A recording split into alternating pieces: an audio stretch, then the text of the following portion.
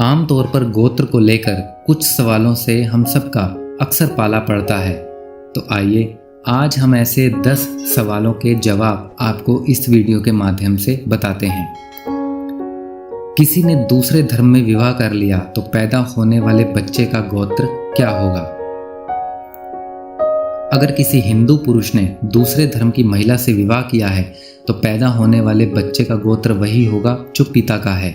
लेकिन अगर किसी हिंदू महिला ने किसी दूसरे धर्म के पुरुष से शादी कर ली तो पैदा होने वाले बच्चे का गोत्र हिंदू धर्म के अनुसार नहीं होगा। हालांकि कई विद्वानों का मानना है कि ऐसे में हिंदू महिला अपने गोत्र का इस्तेमाल बच्चों के लिए कर सकती है।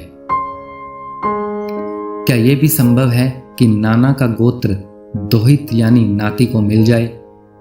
ज्यादातर हिंदू विद्वान इससे इनकार करते हैं, लेकिन उनका कहना है कि अगर नाना अपने नाती को दत्तक मान लेता है यानी कि उनको गोद ले लेता है तो वे उससे होने वाले बच्चे नाना के गोत्र के माने जाएंगे। क्या यह तय है कि गोत्र पिता के वंश से ही चलता है, माता से नहीं? उत्तर भारत में आमतौर पर हिंदुओं में गोत्र पिता से बच्चों में आता है, लेकिन दक्षिण में कुछ समुदाय ऐसे नहीं हैं। मलयाली और तेलुगु में कई समुदाय मात्र सत्तात्मक होते हैं। वहां बच्चे मां के गोत्र को धारण करते हैं। गोत्र का शादियों से क्या संबंध है? उत्तर भारत में आमतौर पर हिंदू जातियां समान गोत्र में शादियां नहीं करती। कई इसे लेकर बहुत कठिन नियम भी मानती हैं। प्राचीन काल से ही एक ही गोत्र के भीतर होने वाले लड़के और लड़की का एक दूसरे से भाई बहन का रिश्ता माना जाता है, क्योंकि उनके पूर्वज एक ही हैं। इसीलिए वह सगे तो नहीं हैं, लेकिन मूल रूप से भाई बहन ही हुए। इसलिए गोत्र सिद्धांत के अंतर्गत एक ही गोत्र के लड़के या लड़की का विवाह करने की मनाही है। गोत्र जिन ऋषियों के नाम पर शुरू हुए वो किसकी संतान थे? उन ऋषियों के बारे में माना जाता है कि वो ब्रह्मा की मानसी दृष्टि संतान थे, यानी वो ब्रह्मा के संकल्प से पृथ्वी पर उत्पन्न हुए थे। इसके बाद उनसे जो संतानें आगे पैदा हुई वो मैथुन उत्पत्ति थी। क्या गोत्र परंपरा सभी धार्मिक वर्णों में लागू होती है? हाँ, ये सभी हिंदू वार्णिक यानी ब्राह्मण, क्षत्रिय, वैश्य और शूद्र यानी दलितों पर लागू होती है। पहले लोगों के वर्ण उनके कर्म के आधार पर तय होते थे, जो बदलते रहते थे, तो वो अपने मूल गोत्र के साथ हर वर्ण में शामिल थे। जब वर्ण स्थायी हो गए तब भी गोत्र वही रहा जो पूर्ववत चल रहा था, और ये आगे भी जारी है। इसीलिए अलग अलग जातियों और वर्णों में लोगों के गोत्र मिलते जुलते रहते हैं।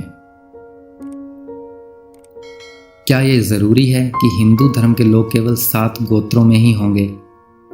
इसे लेकर एक मत नहीं है, क्योंकि 7 गोत्रों में एक 8वां गोत्र तभी जुड़ गया था जब गोत्र परंपरा शुरू हो रही थी। इसके बाद भी तमाम ऋषियों के आधार पर गोत्र बनते गए। इस आधार पर 115 गोत्रों की गणना की गई, लेकिन वर्ण और जातियों ने भी मूल गोत्र में फिर अपने लिए नया गोत्र अपने हिसाब से तय करने शुरू कर दिए। मसलन जाटों और राजपूतों में 3000 के आसपास गोत्र हैं। महाभारत के शांति पर्व में वर्णन है कि मूल 4 गोत्र थे, अंग्रीष, कश्यप, विशिष्ट तथा भृंगु।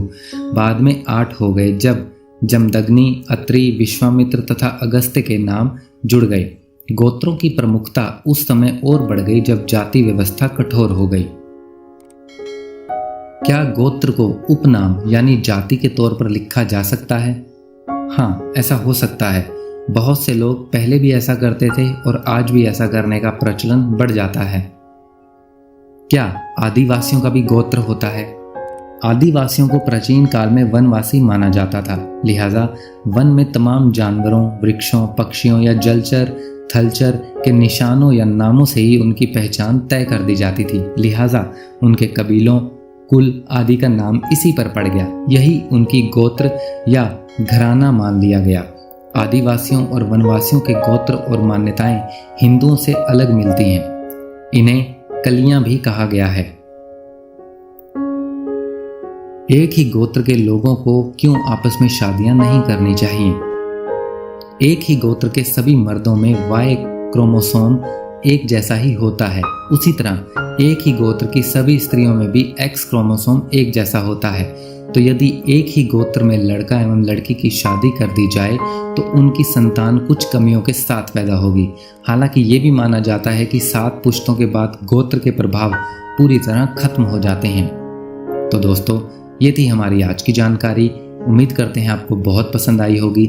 ऐसी ही और जानकारी प्राप्त करने के लिए प्लीज़ हमारे चैनल को सब्सक्राइब करें और अपने सुझाव हमें कमेंट बॉक्स में भेजें। धन्यवाद।